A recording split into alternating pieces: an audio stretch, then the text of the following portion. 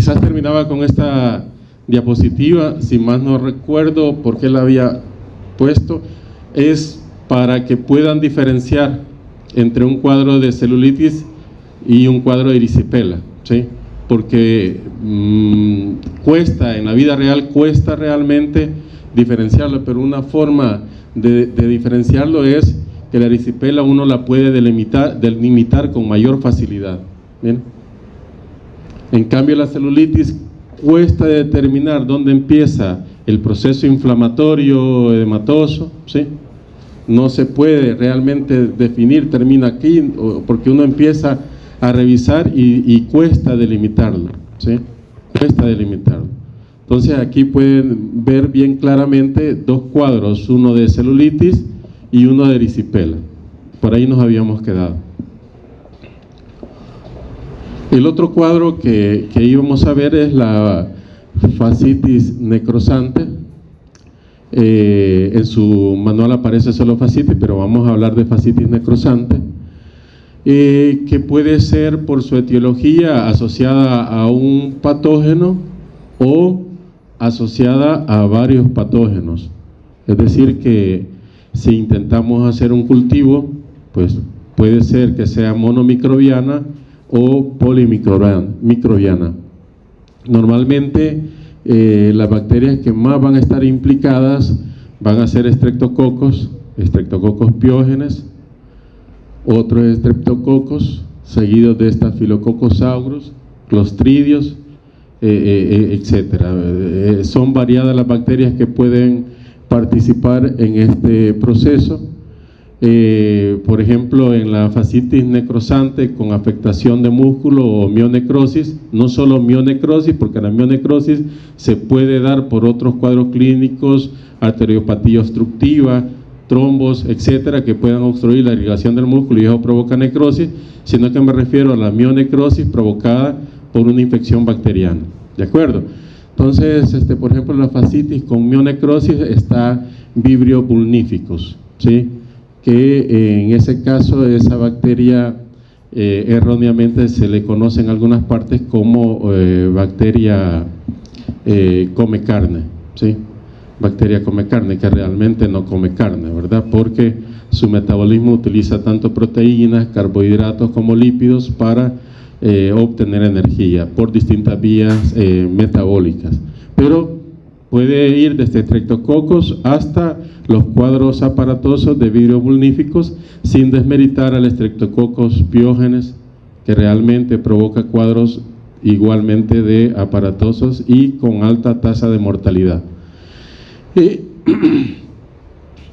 El cuadro pues va a haber un proceso inflamatorio, va a haber necrosis, como su nombre lo dice, fascitis necrosante, de la piel, de la grasa subcutánea, de la fascia superficial. O sea, aquí pueden observar ustedes cómo se observa que puede dar el proceso de fascitis necrosante, pudiendo llegar hasta afectar todo el tejido celular subcutáneo e incluir músculo. Aquí se traslapa con otros tipos de cuadros, como por ejemplo gangrena, ¿sí? Pero debe de hacerse la diferenciación. La incidencia en adultos es de 0.40 por 100.000 habitantes, es decir, tiene una incidencia, podríamos decir, baja, pero se ve en cuadros. En niños es de 0.08 por 100.000 niños, ¿sí? En las últimas décadas, los últimos años, pues se ha observado un aumento de la incidencia, y esta incidencia se ve en todos los países, tanto desarrollados como como en vías de desarrollo, y es debido al aumento de la edad de la población, la expectativa de la vida, es decir, tenemos más adultos mayores, y además a eso se sobreagrega enfermedades crónicas degenerativas que también complican o predisponen a esta enfermedad, como por ejemplo la diabetes mellitus, ¿sí? No es broma, no logro ver bien la letra. Un aspecto muy importante, como les dije, ya sea por estreptococos, Vibrio vulnificus, u otra bacteria, la posibilidad de complicación es alta y la posibilidad de muerte es bastante alta, más que muchas otras enfermedades que consideramos graves.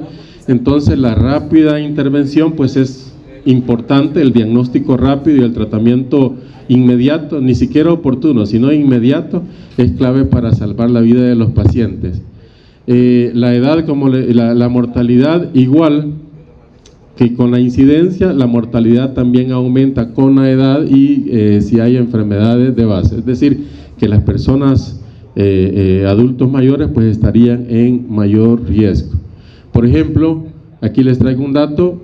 Los mayores de 50 años de edad tienen una proporción de mortalidad de 37%, ¿sí? Y los mayores de 60 años tienen una proporción de mortalidad de 62%, ¿sí? Entonces es evidente que el aumento de la edad incide o afecta no solo la incidencia, la prevalencia, sino también la mortalidad. Se me olvidaba, para el examen presten atención a la etiología, a la diferencia de la presentación clínica y a estas características que les he estado presentando. ¿De acuerdo? Entonces, básicamente son como 3 diapos por cada subtema de la presentación, entonces serían alrededor de 12 diapositivas que las que tienen que prestar atención. Y ya voy a hacer otro informe. Entonces presten atención a esto, ¿verdad? Igual con las anteriores. Entonces los factores predisponentes, a la cabeza, mayor edad, diabetes mellitus, pero también otras enfermedades como SIDA, cáncer, medicamentos que pueden inducir inmunosupresión.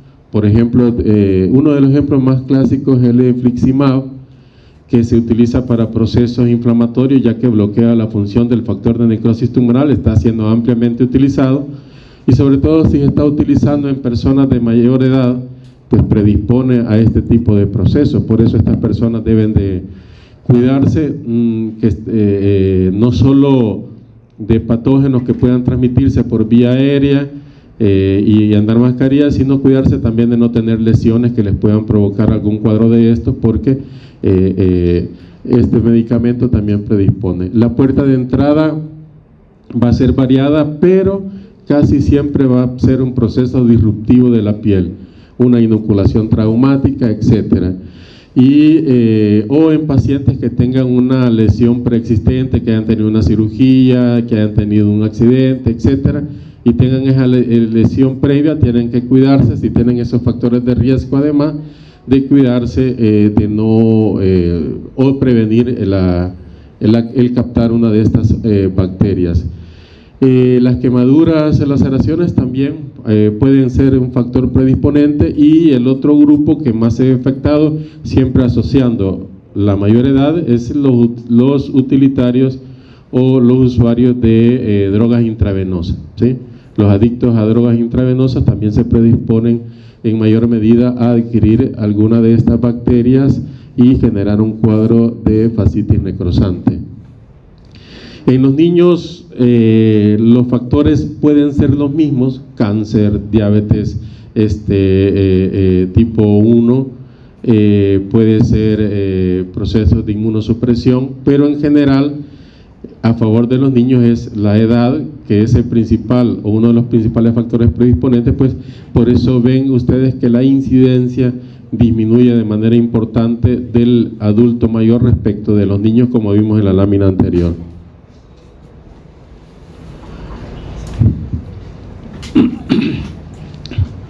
Respecto a la etiología, como veíamos al principio, puede ser poli o monomicrobiana. En el caso de las polimicrobianas, causan entre el 55 y el 75% de los casos, y las monomicrobianas entre 25 a 45%. Es decir, y cuando hablamos de monomicrobiana, literal, se refiere a una sola bacteria, ¿sí? Es que se identifica una sola bacteria. Hay una clasificación de 3 entre grupos. La polimicrobiana, que es la más común, normalmente va a estar encabezada por estreptococos del grupo A, estreptococos piógenes. Así es que dentro de las complicaciones que pueden darse por una faringitis estreptocóxica, no solo son la fiebre reumática, la glomerulonefritis postestreptocóxica, sino que también en adultos mayores puede haber un desenlace de una fascitis necrosante, incluso sin encontrar un foco de inoculación traumática, ¿sí? Porque estos pacientes adultos mayores pues hacen bacteremias donde el Streptococcus pyogenes puede llegar a alojarse a alguno de estos lugares. Entonces, uno de los aspectos muy importantes en estos adultos mayores es también el tratamiento de Streptococcus pyogenes, ¿sí? Staphylococcus aureus, también allí el tratamiento de furúnculos, remones, que también puede ser un foco de entrada a tejidos más profundos y provocar una fascitis necrosante. Clostridium perfringens también es un importante patógeno de la fascitis necrosante, aunque como van a ver, algunas de estas bacterias también tienen etiología importante o trascendental en las gangrenas. Bacteroides frágiles, Aeromonohidrófila, Virio vulnificus. En el caso de Virio vulnificus, se adquiere de aguas marinas, ¿sí? Si usted tiene alguna inoculación, una lesión o se lesiona bañándose en aguas marinas, sobre todo que tengan alta concentración de estas bacterias, puede darse el caso de que en esa inoculación, en esa lesión que usted tiene, la bacteria se aloje y provoque una fascitis necrosante. Pero ya les digo, se ha sobredimensionado hasta el nombre que le pusieron, bacteria come carne, y la bacteria no come carne. Y los cuadros de fascitis necrosantes de Streptococcus pyogenes pueden ser igual o más graves que los provocados por Vibrio vulnificus. En la tipo 2 monomicrobiana, a la cabeza se encuentra Streptococcus pyogenes, ¿sí? Streptococcus pyogenes, ¿sí? Va seguido de Staphylococcus aureus, seguido de Clostridium, y dentro del Clostridium principalmente Clostridium perfringens, pero el patógeno más importante es Streptococcus pyogenes, donde se va a aislar única y exclusivamente Streptococcus pyogenes. Ahí les pongo lo que les mencionaba arriba, que algunas de las infecciones empiezan con producto de una bacteremia, por ejemplo, por el Streptococcus pyogenes, en pacientes en los que no se dio un adecuado tratamiento a la faringitis estreptocóxica y constantemente se generan pequeñas bacteriemias, y en algún momento esto puede provocar un cuadro de fascitis necrosante, sobre todo en personas arriba de 60 años, 50, 60 años. Ya vieron cómo aumenta la prevalencia. Y hay una tercera clasificación, la tipo 3, por Vibrio vulnificus, pero como les digo, se ha sobredimensionado la bacteria. Streptococcus pyogenes puede provocar un cuadro todavía más grave, y esta tercera clasificación, o la tipo 3, pues no está del todo aceptada, ¿sí? Entonces pasaríamos a Vibrio vulnificus en la monomicrobiana o parte de una polimicrobiana. ¿De acuerdo?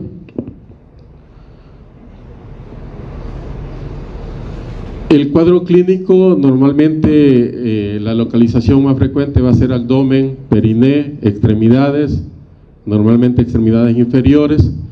Va a estar asociado a una cirugía, va a haber un antecedente de cirugía mayor, sea gastrointestinal, ginecobstétrica. Ustedes cuando lleguen al área clínica se van a dar cuenta a qué se refiere con cirugía mayor: quemaduras de tercer grado, síndromes compartimentales, pancitopenia, ¿sí? En politraumatizados, picaduras de insectos, vean, cortes y raspones, ¿sí? Cualquier lesión puede predisponer a la entrada de ese patógeno. El cuadro se va a presentar, inicia con un proceso de dolor bastante intenso, con un área de anestesia cutánea. Recuerde que aquí se está dando un proceso de necrosis, no solo de tejido celular subcutáneo, sino que de todo el tejido que está ahí, incluye tejido nervioso, ¿sí? Va a haber presencia de ampollas, bulas con líquido que en un principio está claro, pero que posteriormente se vuelve un líquido oscuro, ¿sí? No logro leer, chicos, pero un aspecto muy importante es que, aunque no es 100% adecuado basarse solo en eso, es que muchas de las bacterias que causan fascitis necrosante van a dar un olor hasta cierto punto fétido, pero en el caso de las fascitis necrosantes por Streptococcus pyogenes es inodoro, ¿sí? No hay mal olor, ¿sí? Usted va a ver lo aparatoso del cuadro, lo aparatoso, lo purulento que está ese cuadro, pero no va a sentir mal olor, y eso nos podría estar indicando que es un Streptococcus pyogenes, y por supuesto es uno de los principales factores. ¿Por qué es importante saber esto?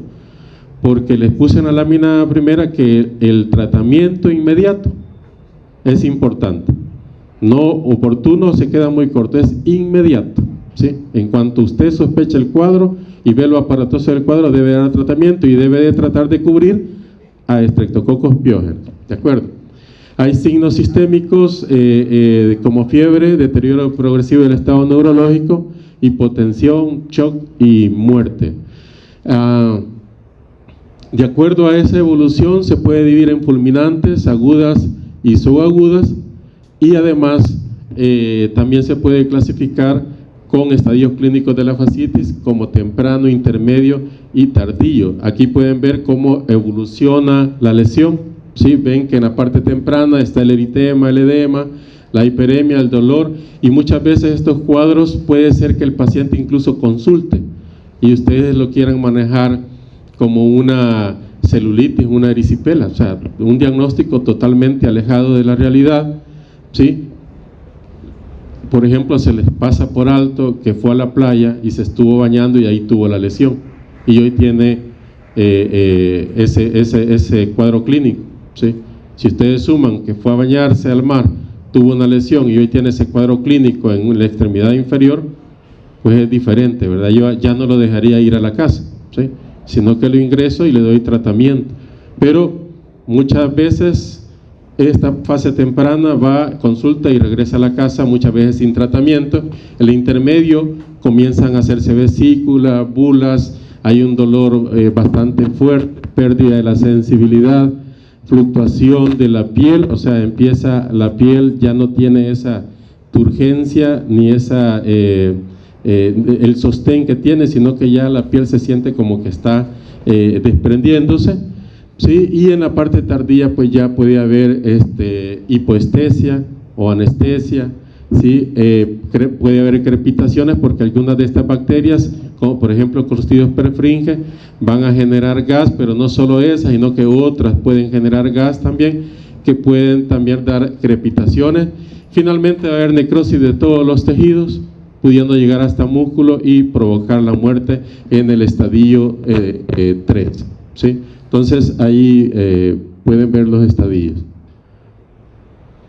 Las complicaciones, como las pueden intuir, es insuficiencia multiorgánica, septicemia, shock y muerte, ¿sí?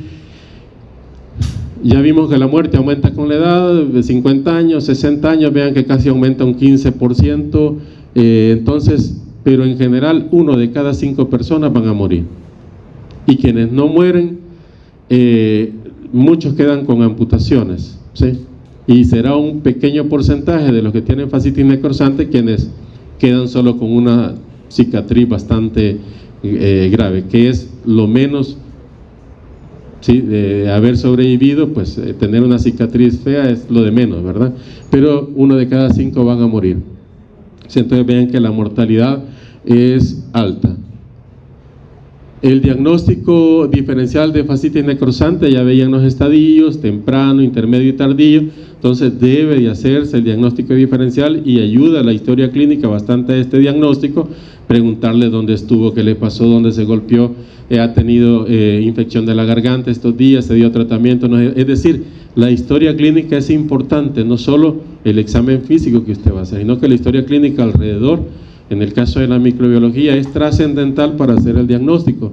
Entonces, ¿con quién vamos a diferenciarlo? Como por ejemplo con celulitis, con una mionecrosis. Ya les dije que las mionecrosis no solo son por por infecciosas, sino que hay mionecrosis por otras patologías que meten en hipoxemia los tejidos, el linfedema, ¿sí? Hay una fascitis no infecciosa llamada fascitis eosinofílica, que es un desorden clínico que solamente se puede diagnosticar por biopsia y por la examinación del patólogo, y es tratado con esteroides, no con antibióticos. La flemasia célula dolens, el mixedema, es importante hacer diagnóstico diferencial y siempre mal pensar que es una fascitis necrosante y tratar de descartar que no sea ninguna de estas, ¿sí? No pensar que no es fascitis necrosante, sino que es una de estas, sino que el diagnóstico diferencial es para no cometer el error de decir que es una de estas y usted tiene una fascitis necrosante, ¿de acuerdo? La otra cosa es no confundir la fascitis o fascitis necrosante con la famosa fascitis plantar. Entonces aquí tenemos una fascitis plantar que no tiene nada que ver con la fascitis o fascitis necrosante, pero a este daño que se da sobre todo en atletas, en caminantes, los ruteros que suben a la montaña, etcétera, puede darse la fascitis plantar, pero no tiene nada que ver con esto. Aquí tenemos mixedema, ¿sí? Y tenemos erisipela, etcétera. Entonces no confundir. Perdón, esta es erisipela o celulitis. ¿A dónde termina la inflamación? Vean que aquí puede más o menos, pero ¿y aquí a dónde termina? No hay por dónde, ¿verdad? No hay por dónde. Si no se delimita, ya no estamos ante una simple erisipela, estamos ante una celulitis, ¿verdad? Puede ser que sí sea erisipela, pero el cuadro de celulitis se le puede complicar aún más, ya, entonces debe de tomarse en cuenta. Vean, aquí están los cuadros de fascitis. Vean cómo está el cuadro. Esta es una fascitis por una cirugía mayor, agarró la bacteria, ¿sí? Y pues es una fascitis necrosante del miembro inferior y pues ni modo, acá toca hacer una, de la región abdominal, y toca hacer, miren, debilidación, ¿sí? Hay que quitar tejido, músculo, grasa y tratar de hacer que esta persona pues sobreviva. La antibioticoterapia es muy importante y finalmente así quedó este paciente, que es este de acá abajo, ¿sí? Este de acá abajo. Esta sí es una fascitis necrosante de miembro inferior. Acá tenemos otro cuadro de fascitis, que es este paciente que está acá. Vean, ¿se acuerdan que les dije yo que era el color negro en las radiografías de tórax? ¿Ah? El color negro es aire, ¿verdad? Aire. Entonces, vean que acá, en este lado, sobre todo a nivel de la articulación de la cadera y a nivel femoral, vean, ya hay presencia de gas, presencia de gas incluso en la articulación de la cadera. Y este es un cuadro de fascitis necrosante, y ya en este estado, con esta radiografía, no queda más que hacer un guillotinazo a nivel de la articulación de la cadera, y aquí está ya sin la extremidad, ¿sí? Es el único tratamiento, o es eso o es la muerte, ¿sí? No queda de otra. Esto no se va a curar con antibiótico, ¿sí? No se cura con antibiótico, ¿sí? Esta persona, si no se le quita el miembro, ¿sí? Se va a hacer una septicemia, shock y muerte, ¿de acuerdo? Entonces el diagnóstico, bueno, aquí ¿qué bacteria es esta? ¿Ah? ¿Por qué es piógena? ¿Qué ven acá? La beta hemolis, ya ve, o sea, y es auro, ya ves, si no necesitan ni siquiera hacer las pruebas bioquímicas, ya ellos ya saben. Entonces este es Staphylococcus aureus y este es piógena, ¿verdad? Entonces ya ven que pueden, y lo que pasa es que ustedes tienen que explotar su propio potencial. Bien, entonces el diagnóstico se hace por biopsia, o sea, aquí no va a ir con un hisopo, va a agarrar una biopsia y va a hacer muestreo de distintas partes de la lesión, ¿sí? Va a mandar a patología y a microbiología para hacer el diagnóstico, va a hacer estudios hematológicos, estudios radiológicos y es importante iniciar el tratamiento de forma inmediata, ¿sí?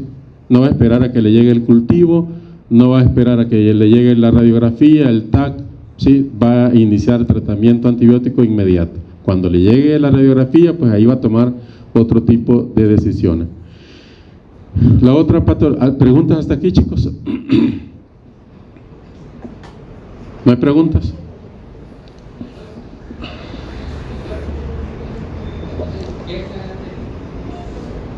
Ya vamos a llegar ahí, chicos. Ya vamos a llegar. No, pero está bueno que calma. Está interesados. Antes de ver la gangrena, vamos a ver en su manual aparece como hidradenitis supurativa o hidradenitis, pero el nombre correcto en español es hidrosadenitis, ¿sí? Hidrosadenitis supurativa. ¿Qué es la hidrosadenitis supurativa? Bueno, entre comillas, es la infección de las glándulas apócrinas de grandes áreas intertriginosas, es decir, axila, cuello, cara, ingle, ¿sí? Región interglútea, es decir, todas las áreas intertriginosas, ya que están sometidas a humedad, calor, ¿sí? y roce, pues son esas áreas que pueden dar lugar a una hidrosadenitis supurativa, y habitualmente son estas las regiones. A la cabeza se puede decir que Staphylococcus aureus es uno de los principales agentes etiológicos, pero cuando yo dije que entre comillas la etiología infecciosa es porque todos tenemos o todos podemos tener Staphylococcus aureus. Ya hasta el 25% de toda la población puede portar Staphylococcus aureus, y de ese 25%, alrededor de, no recuerdo el porcentaje, chicos, les mentiría si se los digo, pero un 1% de esos estafilococos son Staphylococcus aureus meticilino resistentes o multidrogo resistentes, ¿sí? Entonces, por supuesto que puede estar implicado, pero no explica la mayoría de los casos, ni siquiera un porcentaje importante, no explica la gran mayoría de los casos, a pesar de que lo encontremos. El otro nombre que se puede tener, ya les dije, hidradenitis supurativa, hidradenitis es en inglés, por lo tanto es hidrosadenitis en español, también llamado acné inversa y también llamado popularmente golondrinos, ¿sí? O incluso llamársele furunculosis.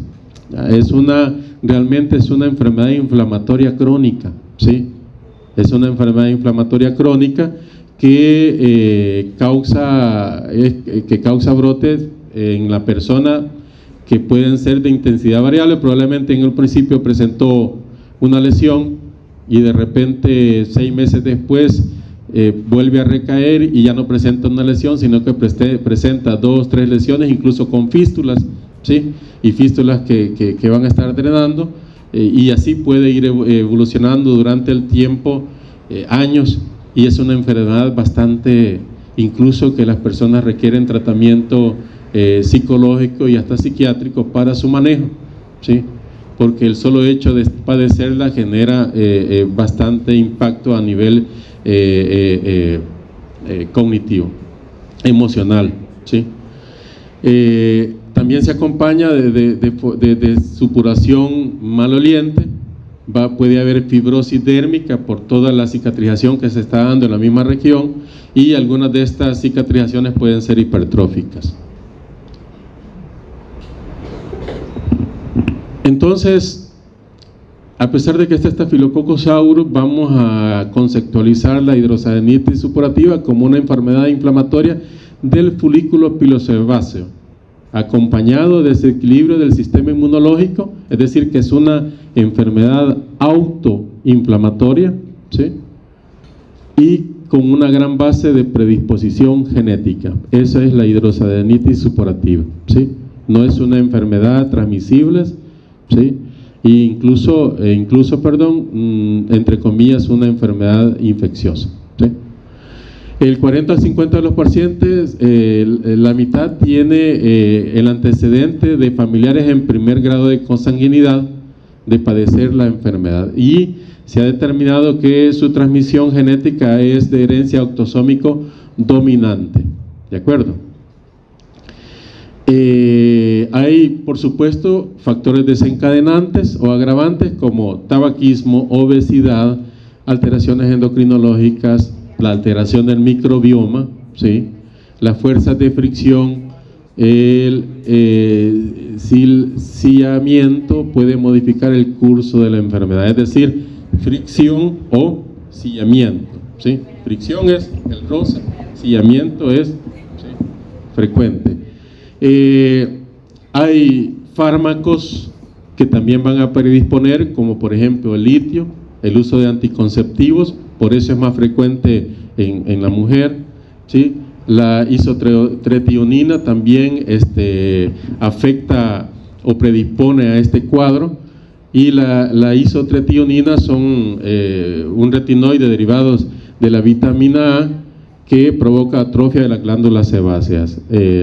Es utilizado ampliamente en dermatología para el tratamiento de acné, ¿sí? Y por supuesto tiene un impacto bastante importante en el acné, pero de alguna forma predispone a recaídas, y además, si tiene la base genética de la hidrosadenitis supurativa, le va a desencadenar un cuadro o un ataque de hidrosadenitis, ¿sí? Entonces, para que se den cuenta que la malicia pone en riesgo a otras patologías.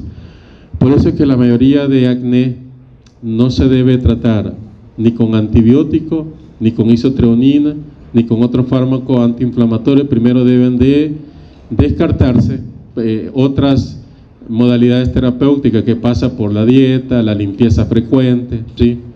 Llevar una vida menos sedentaria en los jóvenes, hacer ejercicio, es decir, primero hay que agotar una serie de estrategias para combatir el acné y no entrar a la parte de antibióticos o de otros fármacos inflamatorios, porque predispone a otras patologías.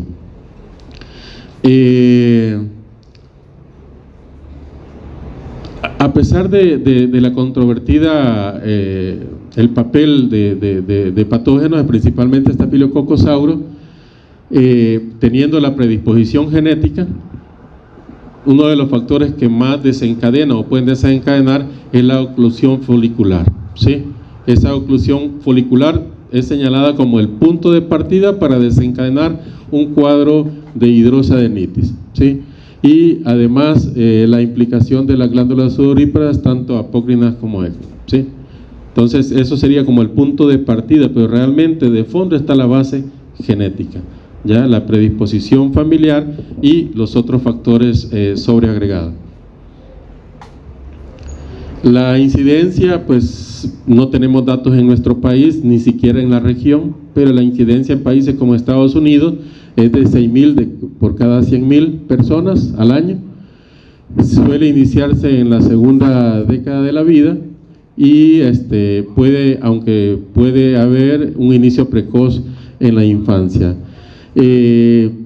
La mayor incidencia es entre la tercera y cuarta década de la vida, y la proporción es ligeramente mayor en mujeres, salvo en algunos estratos o grupos etarios en donde la proporción es significativamente mayor en mujeres, pero anda de 3.3 a 1 respecto a los hombres. Entonces sí es evidente la diferencia entre mujeres, por lo tanto por eso los anticonceptivos hormonales, desequilibrios hormonales en la mujer también predispone a la hidrosadenitis, siempre y cuando se tenga la base genética, ¿sí? Ustedes ven que ahí los varones pues tienen posibilidades de no ser afectados o padecer menor. Acá en esta lámina les traigo distintos ejemplos de cómo puede presentarse y desenlazar la hidrosadenitis supurativa. No me voy a detener en eso, pero lo revisan porque se los voy a dejar en la clase.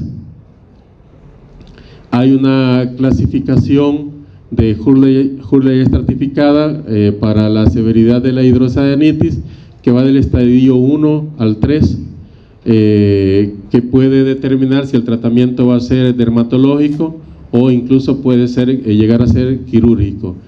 El diagnóstico pues puede hacerse, incluso tratar de hacer diagnóstico microbiológico, pero no es viable. Ya les dije que no necesariamente una bacteria presente va a indicarnos que es la etiología y que al combatirla se va a curar. No se cura realmente. Las personas van a estar teniendo recaídas 2, 3 veces al año, ¿sí? Es bastante frustrante y muchas veces requiere de cirugía. Las recidivas post cirugía, si se da un tratamiento antiinflamatorio, pues la recaída disminuye, ¿sí? No nos vamos a detener acá, ¿sí? Hidrosalinitis supurativa no va a entrar al parcial. Va. ¿De acuerdo? Entonces entraría erisipela, celulitis, fascitis necrosante y gangrena, que lo vamos a ver ahorita. ¿O quieren que entre hidrosalinitis? Va, listo. Ustedes mandan. Tenemos 5 minutos para gangrena y empezamos con la siguiente clase. Gangrena gaseosa, o también conocida como mionecrosis clostridial, ¿sí? Normalmente es producida por Clostridio, pero puede ser provocada por otras bacterias, ¿sí? Por otras bacterias. A la cabeza, Clostridium perfringens, ocasionalmente otras especies de Clostridium como Septicon, histolítico, que se inoculan por traumatismo, ¿sí? Inoculación traumática va a ser el mecanismo por el cual esa bacteria llega a ese lugar. Pero, no sé quién está hablando, pero por favor.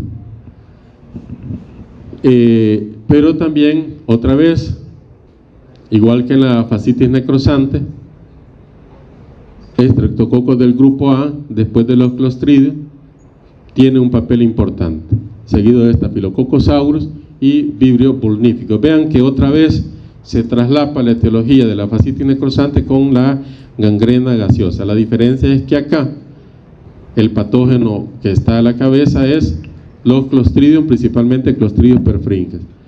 Entonces aquí va a haber presencia de tejido necrótico, material de cuerpo extraño va a proporcionar un ambiente adecuado para que los anaerobios se multipliquen, ¿sí?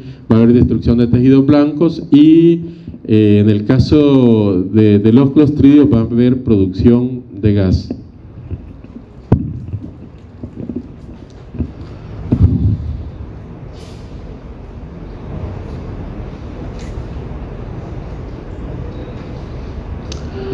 También puede ser no solo por inoculación traumática, sino también postquirúrgica. Ya, esas dos son la etiología, el mecanismo más frecuente por el cual esa bacteria puede llegar, y aproximadamente representan el 70% de los casos. Sin embargo, igual que la fascitis necrosante, como el ejemplo que les ponía de la faringitis estreptocócica, no siempre va a haber un proceso de inoculación traumática o quirúrgico a la cabeza previo a la aparición de los signos y síntomas del cuadro. Entonces, igual aquí, traumática postoperatoria, pero hay un porcentaje que puede andar entre el 20, 25, 30%, en donde no vamos a encontrar ninguna lesión. Entonces, uno se va a preguntar, ¿de dónde entonces llegó esa bacteria a ese lugar? Ya les ponía el ejemplo de Streptococcus pyogenes, y de esa misma forma de otra lesión que pueda estar en otro lugar, puede darse esa bacteremia y esa bacteria llegar a alojarse a otro sitio y provocar gangrena gaseosa. Es decir, muchas veces no vamos a encontrar el trauma en el miembro inferior, por ejemplo, y aparentaría que aparece el cuadro de gangrena de forma espontánea, ¿sí? Y por lo tanto es importante tenerlo en cuenta para que nos llegue un cuadro de eso, y como no le vemos ninguna lesión, para la casa, ¿sí? Para la casa. Debe de ser una celulitis, una erisipel, ¿sí? Ya. Ni siquiera sospecharon en fascitis necrosante, ¿verdad? Entonces, lo mandan para la casa.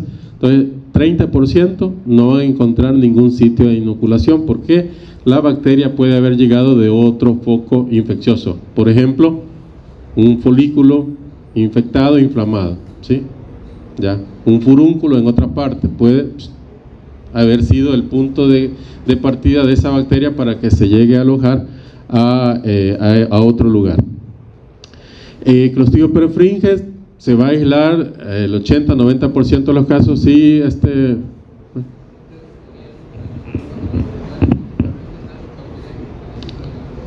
de alguna forma llega la bacteria a ese lugar, ¿sí? Y lo que pasa es que tenemos un concepto de que la sangre es estéril, pero normalmente van a haber bacterias que van a estar pasando al torrente sanguíneo siempre, en todos momentos, cuando comemos, cuando nos lavamos la boca, se generan microtraumas, por ejemplo, en la cavidad oral y esas bacterias van a estar pasando. De hecho, una de las causas más frecuentes de infectación de las válvulas cardíacas, por ejemplo, es esas bacterias que están llegando y una de esas puede quedarse en una de esas válvulas y provocar una infección, una valvulitis, ¿sí? Es decir, no solo tenemos que encontrar esa inoculación traumática, sino que siempre hay microorganismos que están pasando. Y lógicamente aquí vamos a encontrar un huésped probablemente susceptible. Siempre los adultos mayores pues tienen la mayor posibilidad de complicarse. Clostridium perfringens en el 80-90% de los pacientes en los que se logra identificar un inóculo, una inoculación traumática o postquirúrgico, ¿sí? O postquirúrgico. De ahí va seguido por Clostridium septicum, Noyi, Histolyticum, Bifermentan, Terbium, Fayax y otros, ¿sí? No solo perfringens va a estar implicado.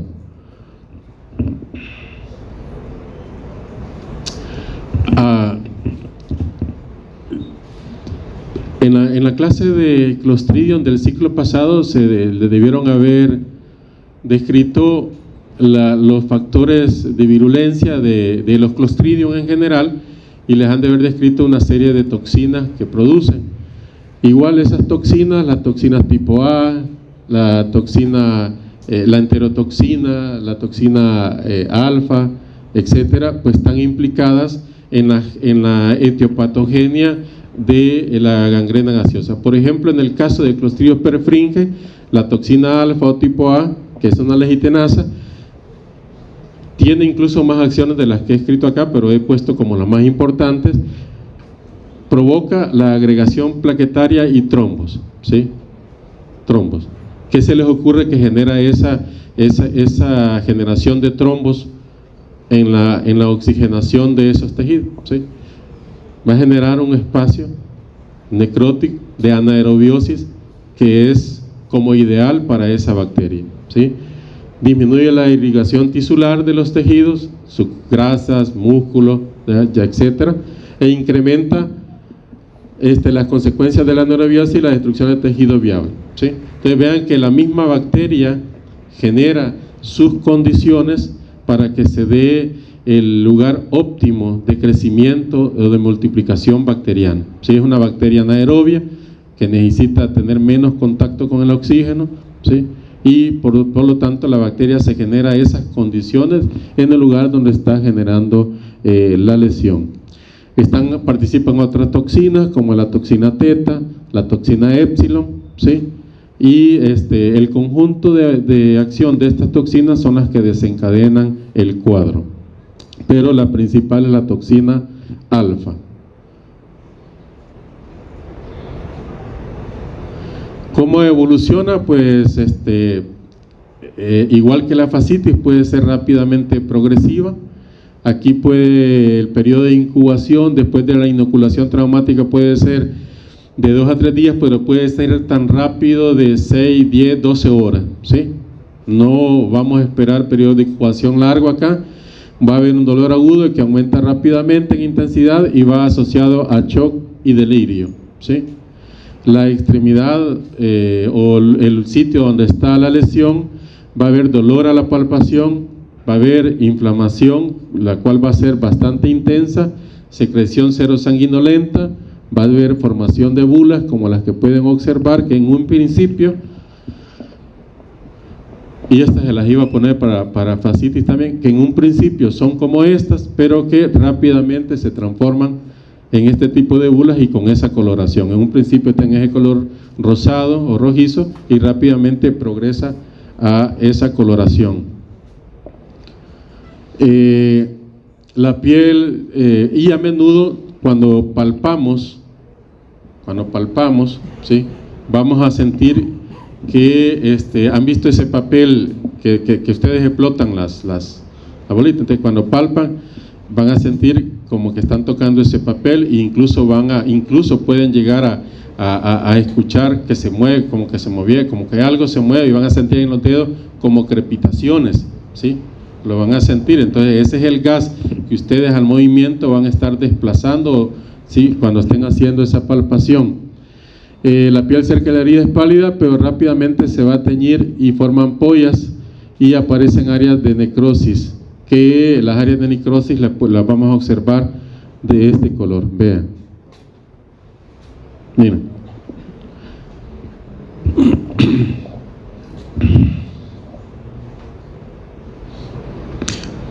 Si el cuadro es severo, va a haber rápida progresión y pues va a devenir la muerte del paciente, ¿sí? A no ser que se haya hecho una intervención inmediata. Acá para el diagnóstico, igual que la fascitis necrosante, por supuesto que deben de hacer un diagnóstico de patología y un diagnóstico microbiológico, pero el tratamiento no va a esperar a ese diagnóstico, ¿verdad? Entonces van a ir con el diagnóstico clínico y van a iniciar de forma inmediata, ¿sí? El tratamiento, acordándose de la clase de microbiología de cuál era el patógeno más frecuente y así utilizar el antibiótico que tenga la cobertura para ese patógeno y para otros posiblemente implicados. Algo que ayuda aquí bastante es la coloración de Gram. Hay que pedirla y esa se puede pedir que se le reporte a uno de forma inmediata, ¿sí? Acuérdense que es un cuadro grave y se le puede pedir al técnico que va a hacer el trabajo, al microbiólogo o al iniciado en laboratorio clínico que esté encargado, que le pide una coloración de Gram de urgencia, ¿sí? Porque ¿y de qué muestra? De la ampolla, del aspirado o de la biopsia. Y en esta coloración de Gram puede ser que usted encuentre otras bacterias, pero también puede ser que le reporten rapidito bacilos Gram positivos con extremos romos, ¿sí? Y usted rápidamente va a sospechar, a pesar que así como lo hicieron con Streptococcus pyogenes y Staphylococcus aureus, rápidamente se va a recordar que puede ser Clostridium perfringens, ¿sí? Bacilos Gram positivos con extremos romos, rápido piensen en Clostridium perfringens. Puede ser otro Clostridium, ¿sí? Puede ser otra bacteria, pero lo primero que deben de pensar es lo más importante en función del tratamiento. Otro aspecto muy importante es que los polimorfos nucleares van a estar disminuidos en todo ese proceso de secreción. Acuérdense que hay obstrucción de vasos sanguíneos, ¿sí? Por lo tanto no va a haber llegada de una respuesta inflamatoria importante, no lo va a haber. O sea, es que no van a andar buscando polimorfos, leucocitos, etcétera, porque no va a haber una respuesta inflamatoria ahí, ¿sí? Lo que va a haber es necrosis. No hay células fagocíticas y eso nos sirve, claro, nos sirve porque nos ayuda a hacer nuestro diagnóstico, ¿sí? Y el cultivo, pues lógicamente esperamos con esa coloración de Gram, de bacilos Gram positivos con extremos romos, esperamos que el cultivo nos reporte un anaerobio como puede ser Clostridium, aunque nos puede reportar otro tipo de microorganismo. El diagnóstico diferencial a la cabeza, la mionecrosis estreptocópsica, es decir, la fascitis necrotizante, la mionecrosis necrosante y la fascitis necrosante que acabamos de ver, ¿sí?